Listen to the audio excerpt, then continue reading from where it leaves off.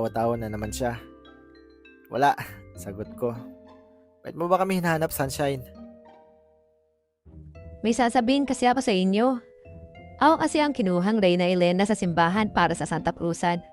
Sa susunod na linggo na. Nakakainis kasi. Wala pa akong escort. Pwede ka ba, Frank? Ha? Bakit ako? Ayoko. Mabilis na tanggi ko. Ay naman. Ikaw ang gusto kong maging escort ko eh. Sige na, Frank. Iyakap niya pa ang braso ko at inalog-alog. Kung hindi nga lang maghihinala tong si Arnold sa pagkatao ko, kanina ko pa sinabunutan tong babaeng to. Hindi ko naman kasi siya gusto. Nandidiri nga ako kapag alam kong nagpapapansin siya sa akin. Inalis ko ang kamay niya sa braso ko. Sorry, Sunshine. Pero ayoko talaga. Alam mo naman na hindi ko trip ang mga ganyan. Saka, busy ako sa business namin. Kahit magtampo ako?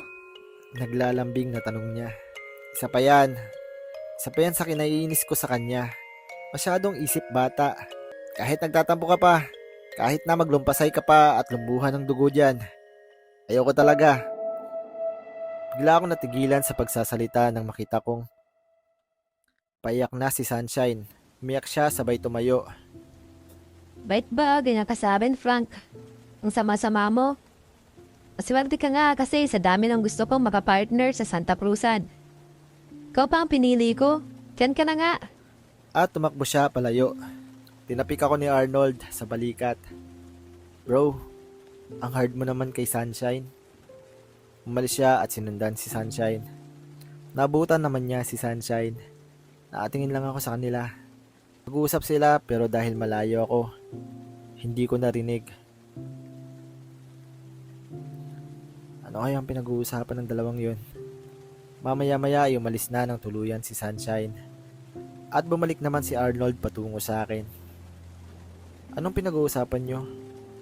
Tanong ko, hiningi kita ng sorry. Ha? Bakit mo naman ginawa yun, bro? Dahil mali ang ginawa mo, bro. Babae si Sunshine. At hindi dapat ganun ang pagtrato sa kanya. Saka may sinabi rin ako sa kanya. Ang sabi ko, kung okay lang sa kanya, ako na lang ang magiging partner niya sa Santa Cruzan. Hindi makapaniwalang napatingin ako sa kanya. Seryoso ka? Bakit? Wala naman. Naisip ko kasi na ako na lang ang babawi sa kasalanan mo sa kanya. Pumayag naman si Sunshine. Mukhang hindi ka naman daw niya mapipilit. Napailing na lang ako. Nalintikan na. Medyo naiinis ako na sina Sunshine at Arnold ang magiging magpartner sa Santa Cruzan. Oo naman, nagsiselos ako. Kami dapat ni bro yun eh. Masyado lang talagang epal to si Sunshine. Nakakainis. Talong, Frank, hindi mo yata ginagalaw ang pagkain mo. Tanong sa akin ni Mama. Oo nga, may problema ba? Sabi ni Papa. Umiling ako. Wala po. Busog pa po kasi ako. Kumain kasi kami ng barbecue ni Arnold bago umuwi. Katuwiran ko. Huwag ka masyado sa inihaw. Masama iyon kapag nasobrahan ka. 3 stick lang naman po. Bigla akong natigilan nang biglang nanlabo ang paningin ko. Ikinurap-kurap ko ang mga mata ko sa pag-asang babalik sa normal ang paningin ko. Pero hindi. Sumakit yung ulo ko. Mama! Papa! Sigaw ko dahil sa sobrang takot ko sa nangyayari sa akin. Welcome sa ating mundo ng Pinoy Boy Love Stories. Mga kwentong puno ng kilig, kirot, sekreto, at tunay na pagmamahal. Dito, bawat kwento ay may buhay. Bawat karakter ay may puso. Bawat eksena, may emosyong tatamang diretso sa'yo. Kung mahilig ka sa mga BL na may halong drama at unexpected twist, nasa tamang lugar ka. Huwag mong kalimutang mag-like kung nagustuhan mo ang kwento. Mag-comment para malaman ko ang iyong reaksyon at ang iyong suggestion. At syempre, mag-subscribe para sa mga susunod na episode at bagong kwento. Huwag niyo rin kalimutang i-click yung notification bell para hindi nyo ma-miss yung mga bagong stories. Tara, simulan na natin ang kwento sa araw na to. Okay lang ako. Ma, nahilo lang ako siguro dahil sa init ng panahon ngayon. Ayoko magpadala sa ospital, please. Pero Frank, hindi mo ba alam ang nangyari kanina? Nanlabo ang paningin mo. Dadalhin ka namin ni Papa mo sa ospital. Kung hindi tonight, bukas ng umaga. Maya-maya, may nag-doorbell sa gate namin. Sunod-sunod, parang gigibayin ang doorbell eh. Ako na ang tumayo at lumabas para buksan iyon. Medyo nagulat pa ako nang mabuksan ko si Arnold. Bigla niya akong sinugod ng yakap. Mahigpit. Bro! Sabay subsob niya sa balikat ko. Umiiyak ba siya? Bro, tinapi ko siya sa balikat. Bilang sign na lubayan niya muna ako sa pagyakap. Mahigpit niya akong hinawakan sa balikat. Umiiyak nga ang loko. Tulo pa ang uhog. Kaya todo singhot. Ano bang nangyayari sa kanya? Natatawa ako sa itsura niya. Nakikita mo pa ba ako, bro? Pulag ka na ba? Itinaas niya ang daliri niya. Ilan to, bro? Ay, hindi mo agad masagot. Pulag ka na nga. Bro? Bro? Yumakap ulit siya. Idodonig ko sa iyo ang isa kong mata. Makikita pa rin natin ang isa't isa. Tapos, tumigil lang siya sa pag-hysterical nang batukan ko siya. Kagi, ano bang sinasabi mong nabulag? Natatawa kong sabi. Ha? Di ba? Bulag ka na? Tumawag si mama mo. Ang sabi niya, nanlabo ang paningin mo. Tumawa ulit ako. Mas malakas. Natatawa kasi ako sa mukha niya. Ang OA ng luha niya. Parang namatayan. OA mo, bro. Hindi ako nabulag. Nahilo lang ako. Tapos nanlabo ang paningin ko. Pagod lang siguro. Nakakatawa ka ha. Mukha kang timang. Hindi mo muna inalam ang totoong nangyari at sumugod ka agad dito. Pinahid niya ang luha sa mukha niya. Para siyang bata eh.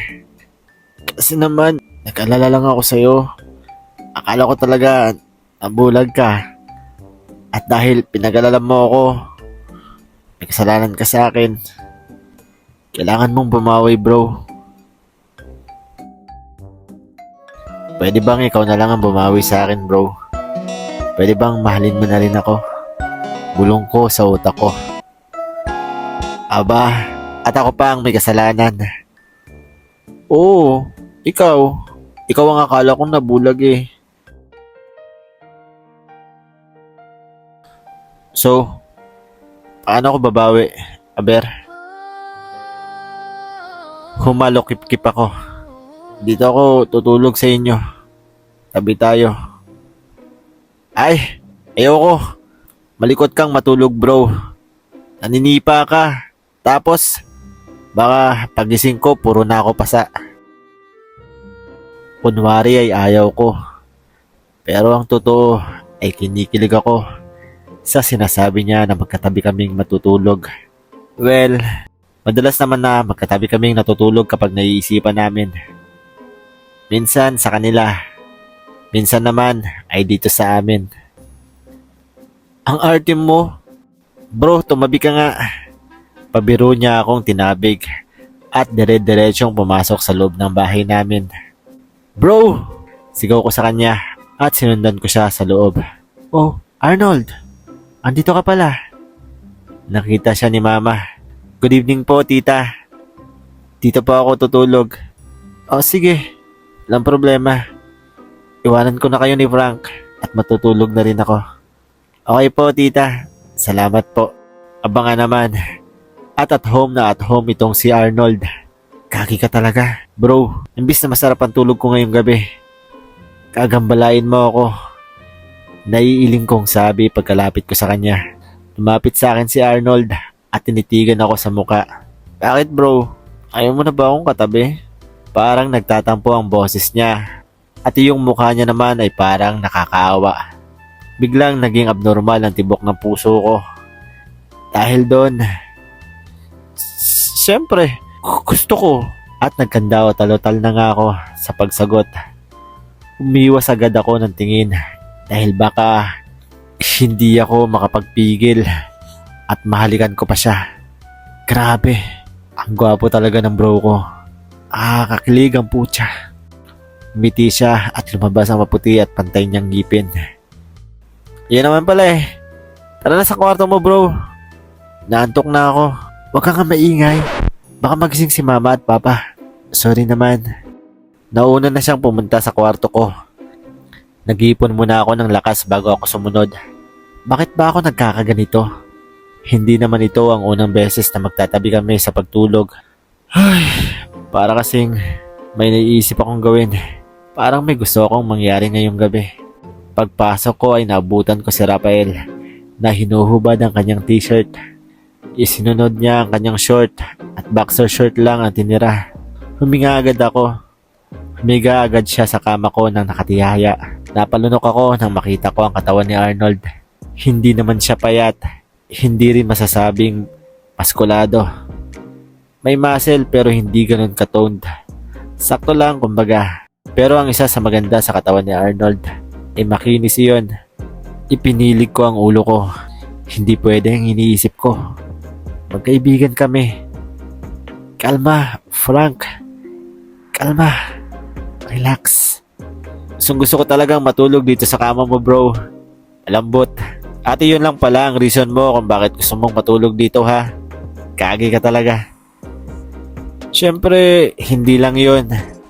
Gusto ko rin na makatabi ka. Namula ang mukha ko. Hindi ako nakasagot. Tinapik niya ang espasyo sa kaliwa niya. Dito ka na bro. Tabi ka na sa akin. Sandali lang. CR lang ako. Pumasok ako sa sarili kong CR na nakadugtong lang sa kwarto ko.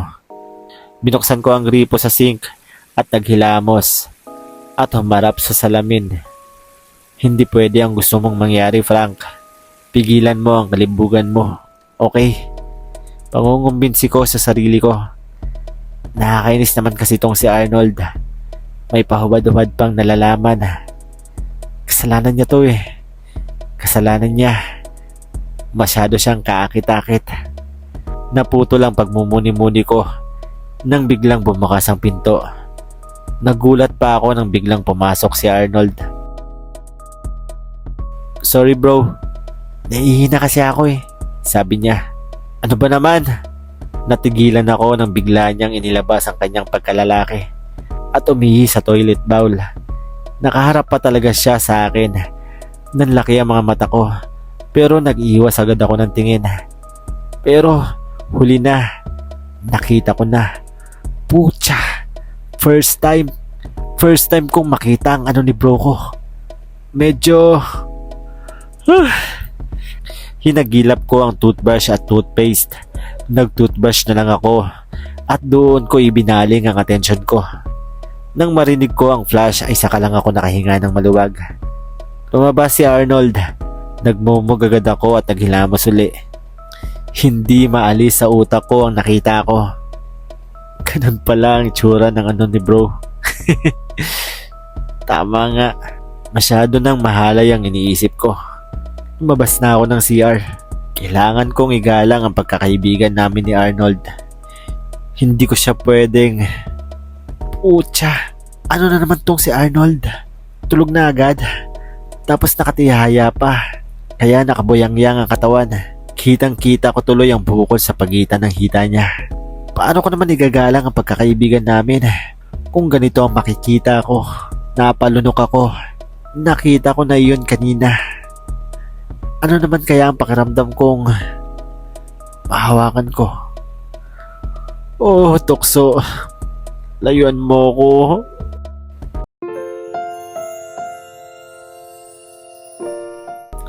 Dalawang beses pa akong lumunok dahil baka doon ay mawala ang tensyon na nararamdaman ko ng oras na ito. Unti-unti, may butil ng pawis na muo sa noo ko. Binuksan ko ang aircon sa kwarto ko para lumamig. Napatingin uli ako sa natutulog na si Arnold. Shit, bakit ganun? Yung nasa pagitan ng hita niya, nakabukol. Susundin ko ba ang nasa utak ko? Wala naman sigurong masama kung sundin ko. hawakan ko lang naman at wala akong gagawin. Hindi rin naman niya siguro mararamdaman dahil tulog siya. Humihilik pa nga. Ibig sabihin, malalim na ang tulog niya. Minsan lang naman mangyari ang ganitong pagkakataon. Palalampasin ko ba? Lumapit ako sa kama at umupo sa gilid. Pinagmasdan ko ang mukha ni Arnold. Akala mo kung sinong mabait na anghel kapag tulog eh. Inangat ko na ang kanang kamay ko. Hahawakan ko lang saglit. Kahit sa labas lang ng boxer short niya. Dahan-dahan lang ang galaw ng kamay ko habang nakatingin ako sa mukha niya. Para makita ko agad kung magigising siya. Ayan na. Kunti na lang. Mahahawakan ko na. Halos isang dangkal na lang. Agad kong binawi ang kamay ko. Ganun na lamang ang gulat ko nang biglang may kumatok sa pinto ng kwarto ko. Mabuti na lang at hindi nagising si Arnold. Ma! Tawag ko. Sigurado ako na si Mama yon. Kilala ko kasi ang katok niya. Francis! Okay na ba kayo dyan? Kapag gusto nyo ng ekstrang kumot uunan, sabihin nyo lang. Sabi niya. Hindi na po. Okay na kami dito. Sure ka? Opo. Sige. Good night. Matulog na kayo. Okay po. Good night. Napabuga ako ng hangin. Istorbo naman kasi si Mama. Malapit na eh. Konting-konti na lang. At abot kamay ko na. Nakakainis. Okay. Balik na ako uli sa aking misyon. Tulog na tulog pa rin si Arnold. Huwag ka munang gigising bro. Matulog ka lang dyan. Huminga ako ng malalim at dahan-dahan kong inilapit uli ang kamay ko sa ibabaw ng kanyang pagkalalaki. Konti na lang. Malapit na. Mukhang mahahawakan ko na siya. Shit!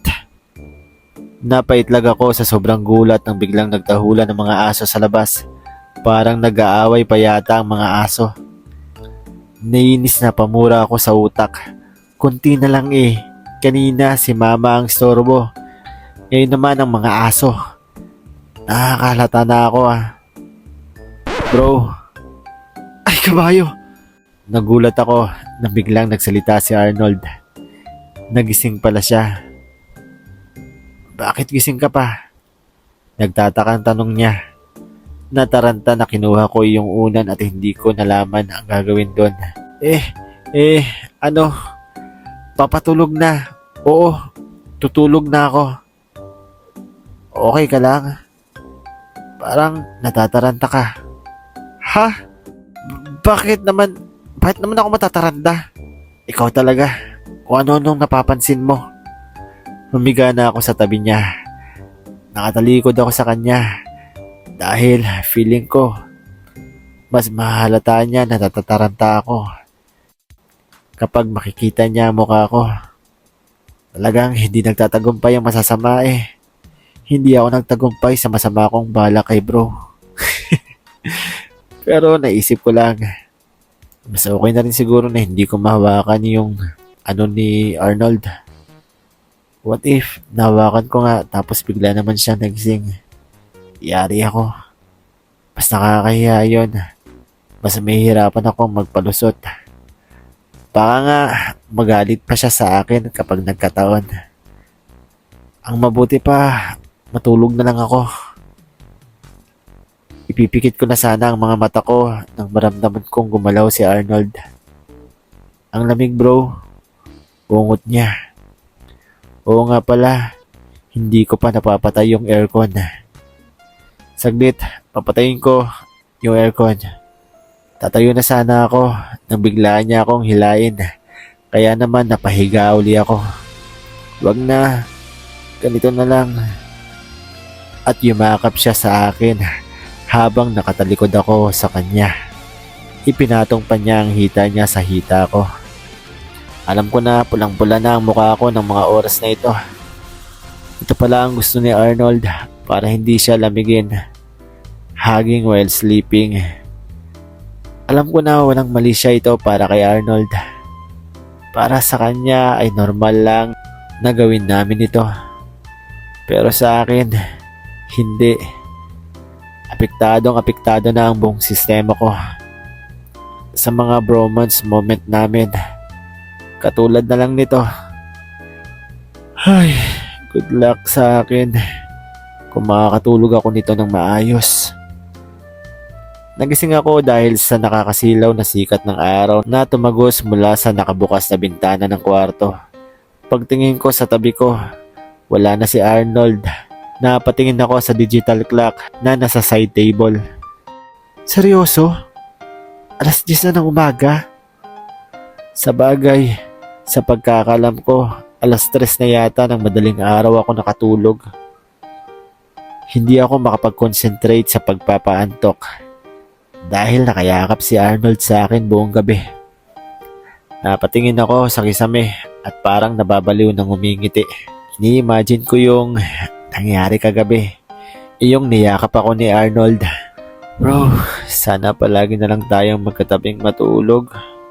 Pero sana hindi lang HWS o hugging while sleeping ang nangyari sa amin ni Arnold. Sana pala humarap ako sa kanya tapos... Sino na naman kaya itong kumakatok? Baka si Mama. Tumayo na ako at binuksan. Si Mama nga. Kanina ka patulog, Isko. Kumain ka na. Sabi niya. Kapag medyo naiinis si Mama sa akin, tinatawag niya akong Isko. Palayaw ko. Opo, susunod na. Sagot ko. Umalis si Mama. Nag-toothbrush muna ako bago bumaba. Nagulat ako nang makita ko na nasa dining area pa si Arnold. Nakaupo siya doon. Akala ko ba umuwi na siya? Sasabayan pa yata ako sa almusal. Ay, ang sweet naman. Ang tagal mo namang magising. Isko, gutom na ako. Halika na, kain na tayo. Sabi ni Arnold. At talagang hinintay mo pa ako, Paeng. Umupo pa rin ako sa tabi niya. Paeng ang palayaw ni Arnold. Kapag nag-aasaran kami, tinatawag namin ang isa't isa sa mga palayaw namin. Ang bait talaga ng mama mo, bro. Paalis na sana ako kanina pero sabi niya, dito na ako mag-almasal. Sus, totoo ba yan? Baka naman ikaw ang nagpresenta na dito na mag-breakfast. Biro ko. Iwan ko sa'yo, bro.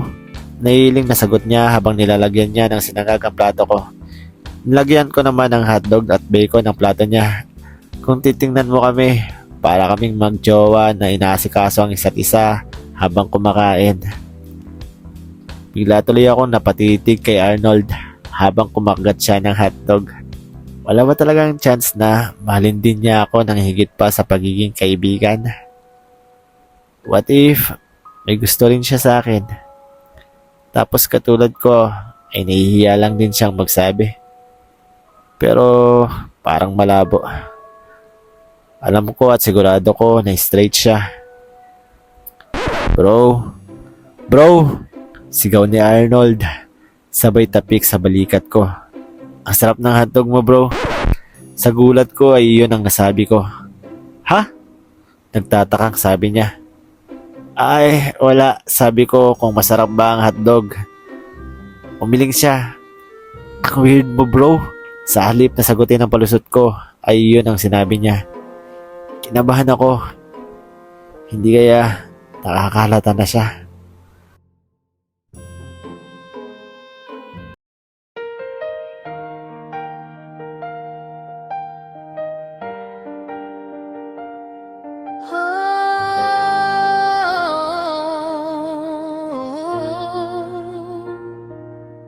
Sa tabi mo sanay akong tumawa. Parang wala lang, parang tropa lang talaga. Sa bawat yakap na dapat ay normal. May pintig sa dibdib na di ko mapigilan. Bakit kapag ngumingiti ka, parang may kulang sa hinga ko? At sa salitang ayos lang, may lihim na tinatago. Sa tawag mong bro, ako'y nalulunod. Sa damdaming bawal pilit ikinukubli. Kung alam mo lang sa bawat segundo, ikaw ang dasal na di ko masabi. Sa tawag mong bro, ako'y nasasaktan, dahil gusto kitang mahalin ng buo. Pero hanggang dito na lang ba talaga? Hanggang kaibigan, hanggang bro mo lang ako.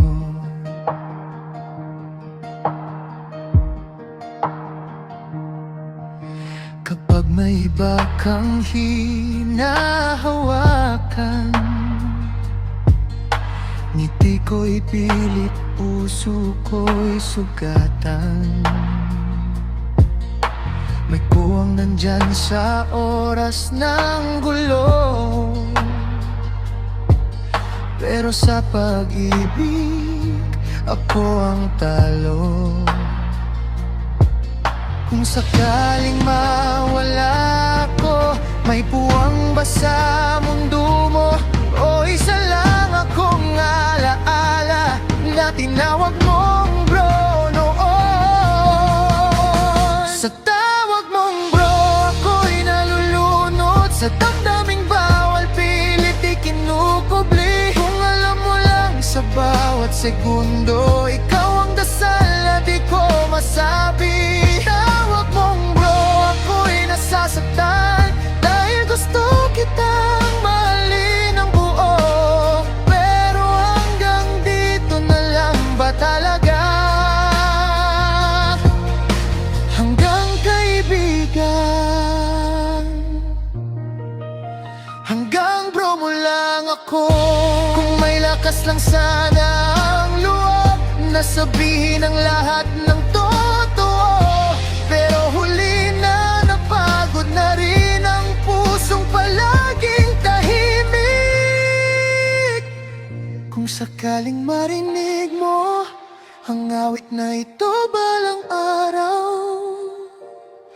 sana maalala mo ako, hindi lang bilang bro, kundi bilang